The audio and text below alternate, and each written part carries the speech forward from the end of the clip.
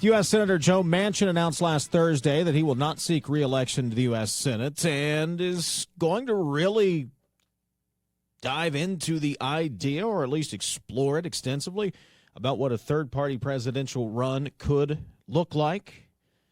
Okay. For his thoughts on Senator Manchin's decision, what it means for the state Democratic Party, where do we go from here? Friend of the show, Fairmont State University political science professor Robert Bolton joins us. Robert, good morning. Good morning, Dave. Always great to be back on. Appreciate you taking some time. What was your reaction to that decision? We knew he was going to make a decision at some point, Robert, but that one kind of came out of nowhere because usually it leaks out or you get word or you have people reporting.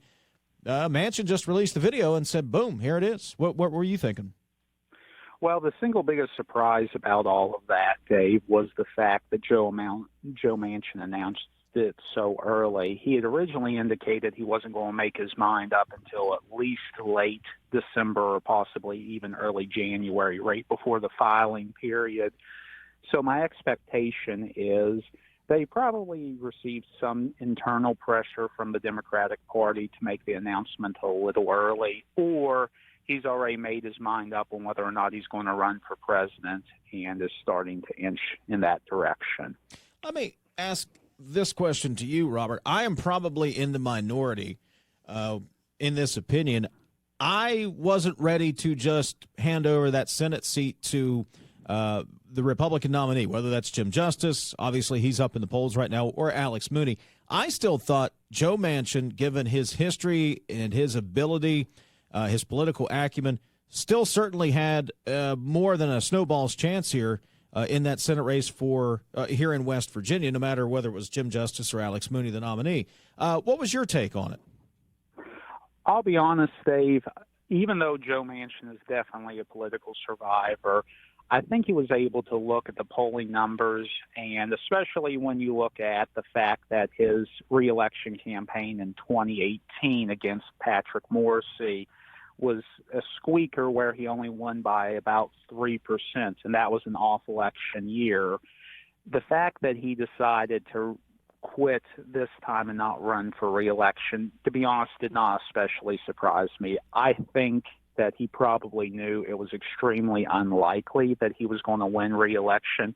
It would have taken multiple highly unlikely scenarios, such as possibly both Jim Justice and Alex Mooney for some reason being unable to run due to health or some other issue. But realistically, to be honest, I did not think that he had much chance of winning. I thought it was highly likely that he would have gone into the 2024 Senate race from the very beginning trailing either Justice or Mooney, and he did not want to see his political career end with a defeat, especially if it was by a large margin. Robert Bolton, Fairmont State University political science professor, joining us on Talk of the Town. Well, if that's the case, Robert, and I know I'm asking you to, armchair quarterback here from the sideline, if you don't want to end your political career with an electoral loss, why would Senator Manchin then want to explore a possible third-party presidential run when it seems like the odds would be stacked against you there? And let's be sure and let's be clear that the odds definitely would be stacked against Joe Manchin. The last time that you saw a third-party candidate win any electoral votes at the national level was in 1968 when George Wallace of Alabama, running under the American Independent Party, won a few southern states. And the last time you even saw a third-party candidate place second nationally was 112 years ago in 1912 when Theodore Roosevelt, running under the Bull Moose banner, managed to place second and defeated William Howard Taft. But that ultimately split the Republican Party vote and simply inaugurated Woodrow Wilson. In Joe Manchin's case, and likely the same reason that many third parties run is that they know that they're not likely to win, but they're doing so because they're concerned about particular issues. One of the things Joe Manchin, since he's entered the Senate, that has complained about is the withering away of collegiality, both in American government itself and in the broader political discourse between Republicans and Democrats. So I think if he's going to run for under a third-party banner. And again, I think that's a big if.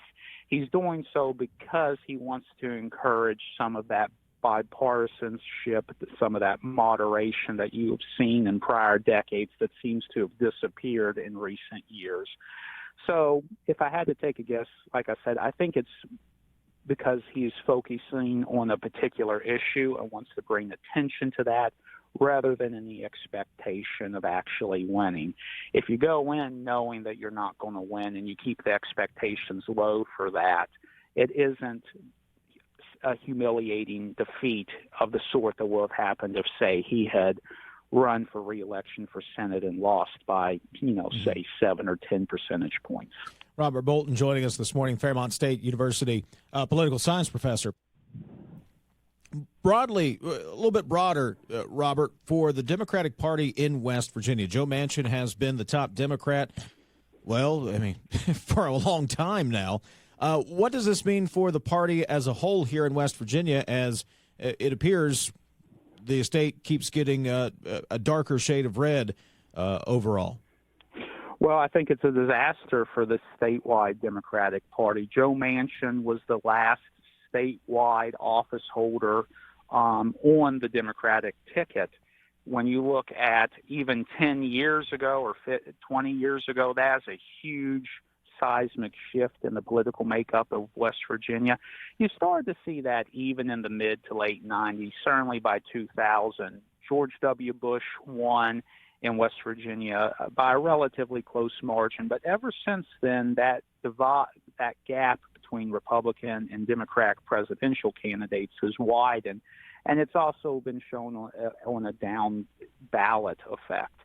When you look at this Senate race, it's really just going to be a question of who wins the Republican primary, because when I look at the Democratic roster, there are a few people such as Stephen Williams, who is talking about running for governor. He's the current mayor of Huntington.